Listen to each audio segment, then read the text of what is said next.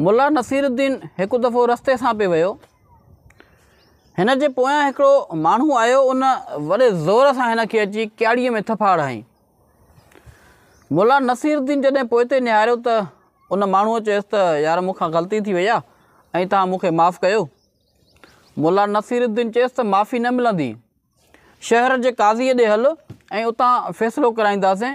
जेको बि हिसाबु किताबु थियो, ॾंडु ॾोह बीठो, उहो तोखां मां वठंदुमि ऐं तो मूंखे बेगुनाह थफाड़ाई आहे। शहर जे काज़ीअ ॾे विया।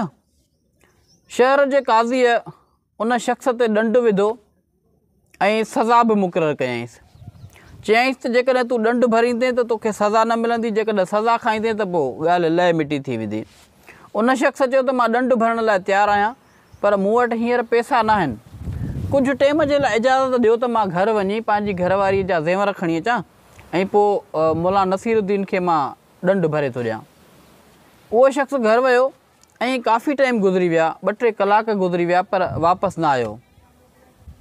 मुल्ला नसीरुद्दीन उथियो ऐं काज़ीअ खे भरे हिकिड़ी थफाड़ हयईं, ज़बरदस्त चमाट हणी, ऐं चवणु लॻुसि त जॾहिं उहो शख़्स वापसि अचे त उन खां ज़ेवर वठी छॾिजांइ।